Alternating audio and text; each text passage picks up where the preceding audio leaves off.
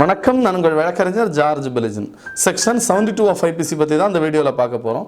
இந்திய தண்டனை சட்டம் பிரிவு 72 பற்றி தான் இந்த வீடியோவில் பார்க்க போகிறோம். வாங்க வீடியோக்குள்ளே போகிறோம். இந்திய தண்டனை சட்டத்தை பொறுத்த வரைக்கும் ஒவ்வொரு செக்ஷன்லையும் டிஸ்கிரிப்ஷனில் வந்து நோட்ஸ் கொடுத்துருக்குறேன்.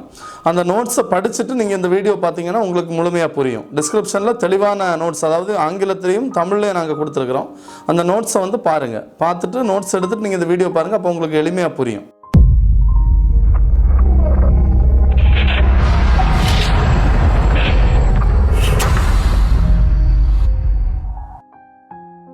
செக்ஷன் 72 ஆஃப் ஐபிசியில் என்ன சொல்கிறாங்கன்னா, ஒரு நபர் பல்வேறு குற்றங்கள் புரிந்த ஒரு இடத்துல எந்த ஒரு குற்றத்தை புரிந்தார் அப்படிங்கிற ஒரு ஐயம், ஒரு சந்தேகம் இருக்கும் அப்படின்னு சொல்லி பார்த்தா அந்த நீதிமன்றம் எப்படி முடிவெடுக்கணும்னு பார்த்தீங்கன்னா, எந்த குற்றத்துக்காக தண்டனை குறைந்த தண்டனையோ அந்த தண்டனை தான் கொடுக்கணும் அப்படின்னு சொல்லி சொல்கிறாங்க. இன்னும் விளக்கமாக சொல்லணும்னா, ஒரு நபரை அடிக்கிறாரு, அதே கூட்டத்தில் மற்றொரு நபரும் வெட்டுறாங்க, குத்துறாங்க. அப்படி ஒரு 5-6 நபர்கள் சேர்ந்து ஒரு குற்றச்செயலை செய்கிறாங்க.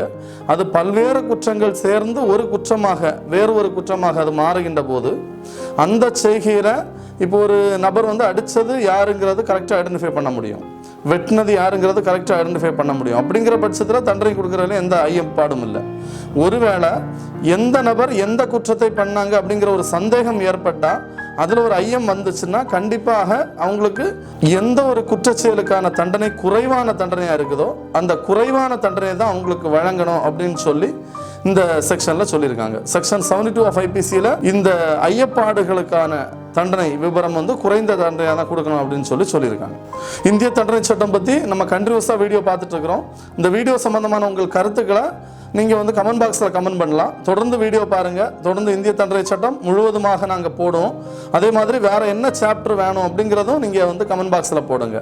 சட்டக்கல்லூரி மாணவர்களுக்காக இருந்தாலும் சரி, பொதுமக்களுக்காக இருந்தாலும் சரி, இந்திய தண்டனை சட்டம் அப்படிங்கிறது தேவையான ஒரு விஷயம். இந்த இந்திய தண்டனை சட்டத்தை பொறுத்த வரைக்கும் அனைவரும் டெய்லி ஒரு செக்ஷன் வச்சு படிச்சிங்கன்னா உங்களுக்கு எளிமையாக புரியும்.